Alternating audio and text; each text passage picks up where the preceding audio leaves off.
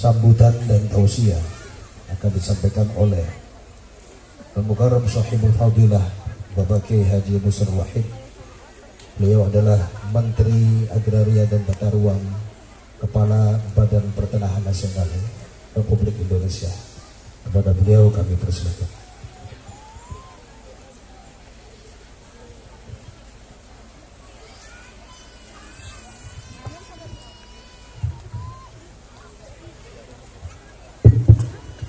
Assalamualaikum warahmatullahi wabarakatuh. Bismillahirrahmanirrahim. Bismillahi ma sya'allah. La yasuqul khaira illallah. Bismillahi ma sya'allah. La yasrifus su'a illallah. Bismillahi ma sya'allah. Ma kana min ni'matin fa minallah. Bismillahi ma sya'allah. La hawla wa la quwwata illa billah.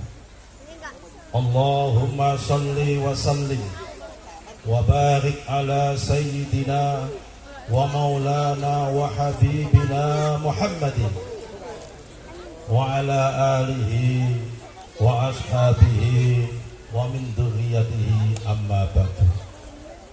Yang sama-sama kita hormati para alim, para ulama, seluruh zuriyah,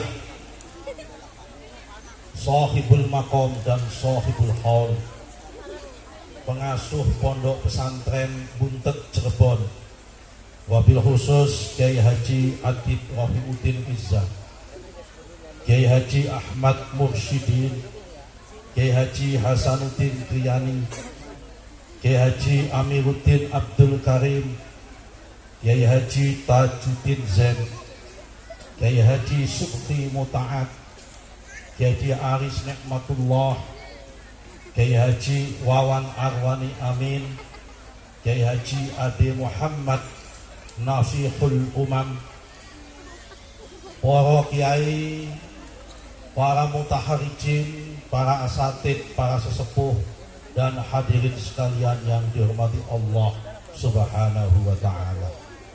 Alhamdulillah, dalam kesempatan ini kita bisa hadir di makom yang sangat makbarah ini, makom yang sangat mulia ini, tempat istirahatnya guru-guru kita semua, orang-orang soleh, orang-orang yang dicintai oleh Allah Subhanahu wa ta'ala.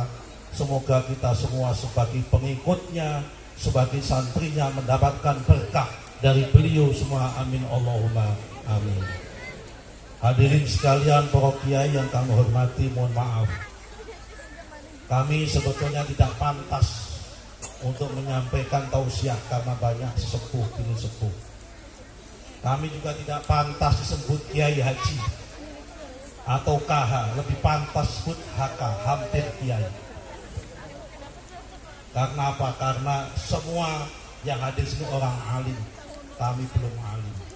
Tapi karena menghormati Shahibul Bait, menghormati Shahibul Haul, maka kami akan menyampaikan beberapa patah demi kata. Di dalam Al-Quran ada 3 istilah tentang ilmu dan keilmuan. Yang pertama adalah ulama. Yang kedua adalah Rabbaniyun. Ada yang mengatakan Ribbaniyun, ada yang mengatakan Rubbaniyun. Yang ketiga adalah ahli zikir. 3 kata-kata ini semuanya disebut di dalam Al-Quran, yang semuanya itu saling berurutan antara satu dengan yang lain, yang menceritakan dan mendeskripsikan atau menggambarkan tentang ilmu dan kealiman seseorang. Di dalam Al-Quran kata ulama disebut 2 kali. Yang pertama dalam kitab Asy-Syura, yaitu kalimat ulama'u Bani Israil. Yang kedua dalam surat surat Fatir yang bunyinya adalah innama yakhsyallaha min ibadihil ulama. Rupa-rupanya di antara dua ayat ini yang paling populer dan paling sering dikutip oleh para ulama adalah yang kedua, yaitu innama yakhsyallaha min ibadihil ulama. Kalau kita mengacu kepada ayat ini, dan ayat ini bisa kita teliti, bisa sebagai bukti apakah orang-orang yang kita hauli hari ini, para semua pengasuh pondok pesantren Buntet ini telah memenuhi syarat ini apa tidak. Karena itu kita bisa mengacu kepada ayat ini, innama yakhsyallaha min ibadihil ulama. Kalau kita mengacu ayat ini, syarat orang disebut menjadi ulama itu ada 3.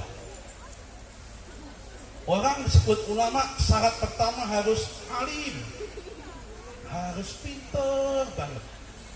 Karena ulama adalah jamaknya dari kata alimun, bukan alimun tapi alimun. Tidak sekedar pinter. Kalau alim pinter, tapi kalau alim itu adalah pinter banget. Karena itu ulama adalah jamak dari alimun. Berarti ulama ini adalah kumpulan orang-orang yang pinter banget. Pinter dalam ilmu agama, pinter dalam segala hal. Itu masuk kategori ulama. Tapi itu baru syarat yang pertama.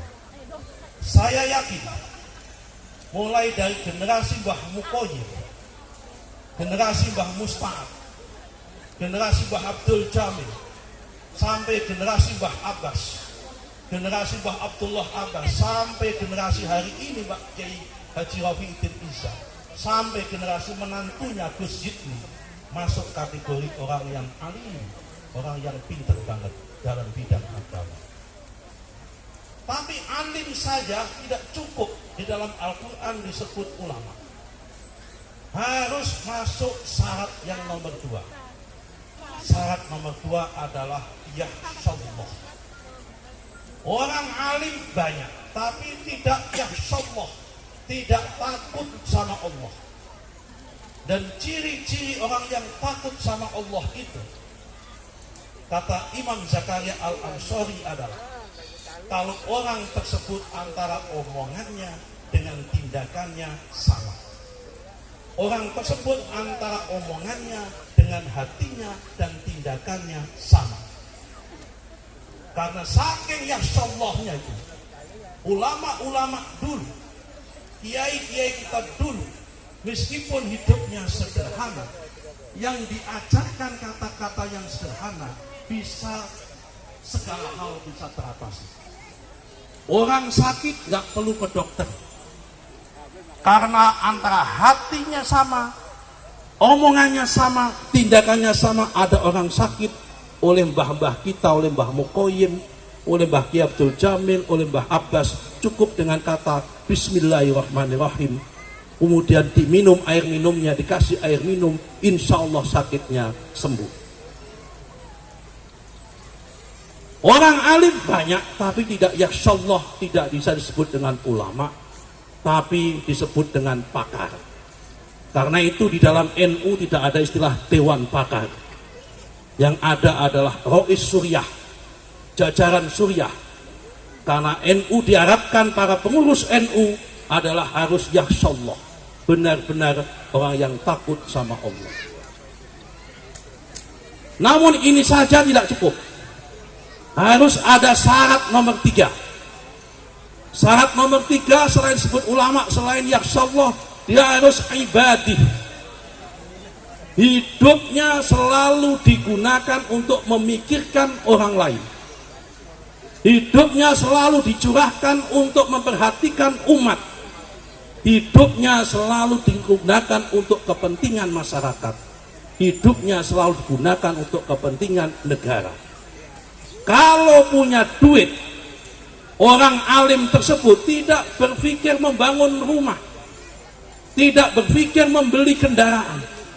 Tapi kalau punya rezeki dari Allah Subhanahu wa Ta'ala, orang tersebut yang dipikirkan adalah membangun madrasah, membangun pesantren, membangun rumah sakit, menolong orang susah. Supaya apa? Supaya dalam rangka berdakwah, orang-orang yang belum bisa berpendidikan semuanya bisa menikmati kenikmatan berpendidikan. Ini namanya ibadah. Hidupnya selalu digunakan untuk orang lain.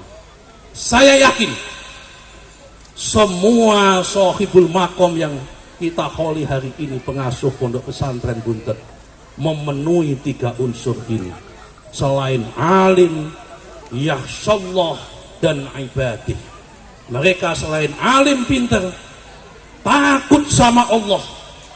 Yang ketiga adalah selalu memikirkan umat. Tidak ada orang alim di Buntet ini yang tidak aktif di masyarakat. Semuanya memikirkan masyarakat, memikirkan pendidikan, memikirkan bagaimana masa depan umat, masa depan agama, dan juga masa depan bangsa Indonesia. Semoga kita semua sebagai santrinya ini bisa meniru para sohibul makom ini, sehingga kita bisa melanjutkan perjuangan beliau. Amin Allahumma amin. Yang kedua, di dalam Al-Quran, selain ulama, orang alim juga disebut dengan Rabbaniyun. Di dalam Al-Quran disebut 2 kali. Atau yang mengatakan Ribbaniyun atau Rubbaniyun. Salah satu ayatnya adalah walakin kanu rabbaniyuna fabima kuntum tuallimunal kitaba fabima kuntum tadrusun. Orang ini selain alim, hidupnya hanya dihabiskan untuk ngajar kepada orang lain dan menulis kitab. Ciri-ciri Rabbaniyun selain alim, hidupnya ilmunya tidak untuk diri sendiri, tapi ilmunya diajarkan kepada orang lain dan kemudian ditulis dalam bentuk kitab-kitab supaya bisa dinikmati pada generasi yang lain. Ciri-ciri Rabbaniyun ini sudah lebih tinggi daripada ulama. Mereka nggak lagi memikirkan menjadi tim sukses kalau ada pilkada. Mereka nggak lagi memikirkan bagaimana koperasi di pondok pesantren, urusan lurah pesantren. Mereka nggak lagi memikirkan bagaimana pembangunan, urusannya menantu-menantu. Tapi ini sudah Rabbaniyun, yang dia pikirkan hanya bagaimana mengajar.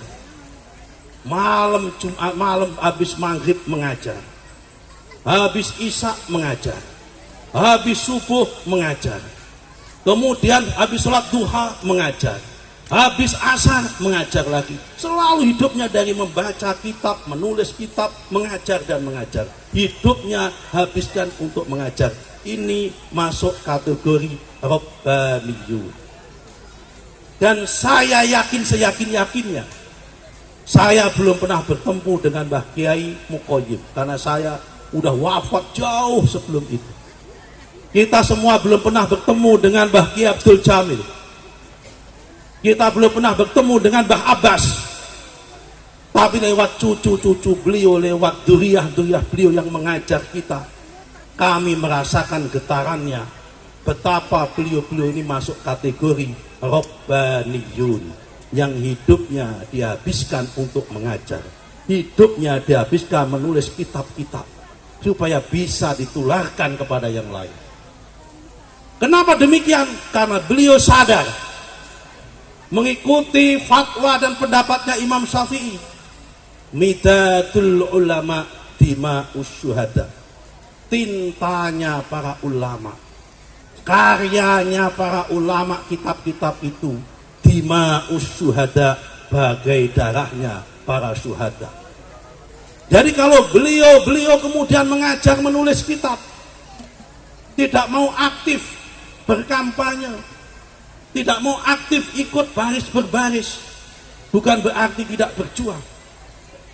Tapi mereka memang perjuangannya adalah dengan kata-kata, dengan ilmu pengetahuan. Karena itu Imam Syafi'i membuat istilah tulisannya para alim ulama. Ilmu yang ditulis oleh para alim ulama itu bagai darahnya para syuhada ketika di medan perang. Ini yang kedua. Saya yakin semuanya Sohibul Makom ini masuk kategori Rabbaniyun. Kita berdoa semoga semua zuriyahnya beliau, semoga santrinya beliau termasuk kita semua bisa masuk kategori golongan Rabbaniyun ini semua. Yang nomor 3, yang terakhir, yang berkaitan dengan ilmu adalah ahli zikir. Di dalam Al-Quran redaksinya, fas'alu ahla zikri in kuntum la ta'lamun. Maka kamu sekalian bertanyalah kepada orang yang ahli zikir. In kuntum la ta'lamun, kalau engkau semua tidak mengetahuinya. Setelah ulama, Rabbaniyun adalah ahli zikir. Ini sudah alamnya yang paling atas, paling ma'rifat. Dia tidak pernah melihat apa-apa, tidak pernah bersentuhan dengan duniawi. Tapi setiap ada apa-apa didatangi orang, dijadikan rujukan. Kenapa? Karena sudah usul antara omongan dan hatinya sama. Orang yang ahli zikir ini di dalam ilmu tasawuf disebut dengan ahlul lubbi, yaitu orang yang hatinya sudah sudah nyambung kepada Allah Subhanahu wa ta'ala. Ini berbeda dengan kita hari ini. Kalau santri-santri kiai-kiai hari ini belum sampai kepada ahlul lubbi, karena hobinya masih ahlul lobby. Hidupnya dihabiskan untuk lobby-lobby dengan para pejabat. Tidak pernah ahlul lubbi, nggak lagi lupa dengan lobbynya. Dan saya yakin orang-orang yang seperti Mbah Mukoyim, Mbah Soleh, Mbah Said, apalagi Mbah Soleh, saya secara pribadi terikat sanad ilmu dengan Mbah Soleh, karena Mbah Soleh ini salah satu mujiz Dalailul Khairat. Saya kebetulan mengamalkan Dalailul Khairat dari guru saya, Mbah Kiai Basir Kudus, Bareng Kudus. Mbah Kiai Basir dari gurunya Mbah Kiai Muhammadun, Mbah Kiai Muhammadun dari gurunya Mbah Kiai Amir, Mbah Kiai Amir dari gurunya Mbah Kiai Idris Losari. Mbah Kiai Idris dapat dari Kiai Soleh Bendakar. Mbah Kiai Soleh dapat dari gurunya namanya Syekh Mahfud At-Turmusi. Mbah Kiai Syekh Mahfud At-Turmusi dari gurunya yaitu ada Said Abu Bakar As-Sato, Sohibul Kitab I'anatul Talibin. Kemudian Said Abu Bakar As-Sato dari gurunya namanya Said Ahmad Ridwan Al-Madani. Said Ridwan Al-Madani dari gurunya Said Ahmad Al-Madghori. Said Ahmad Al-Madghori dari gurunya namanya Said Ibnu Al-Hajj. Said Ibnu Al-Hajj dari gurunya namanya Said Abdul Qadir Al-Fasi. Said Abdul Qadir Al-Fasi dari gurunya namanya Said Ahmad Al-Muqarri. Said Ahmad Al-Muqarri dari gurunya namanya Said Imam Ibnu Ahmad As-Samlai. Dari gurunya Said Ibnu Abbas As-Samlai. Dari gurunya Said Abdul Aziz At-Tabai. Dari gurunya lagi Sohibud Dalail Khairat namanya Said Muhammad Sulaiman Al-Jazuli. Ini Mbah Soleh. Beliau benar-benar ahli zikir.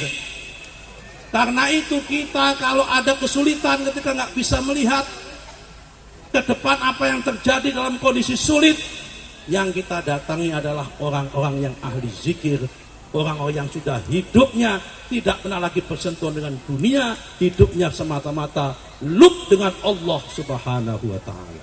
Hidupnya semata-mata lubbi, bukan lagi diganggu dengan lobby-lobby.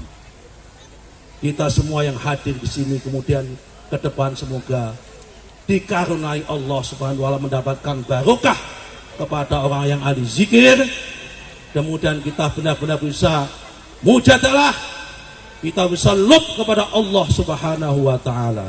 Kita tutup dengan doa, Rabbi farfa'na bi barakatihi wahdinal husna bi hurmatihim wa amitsna bi tariqatihim wa mu'afatim minal fitani. Hadanallahu wa iyyakum. Summa salam wassalamu alaikum warahmatullahi wabarakatuh.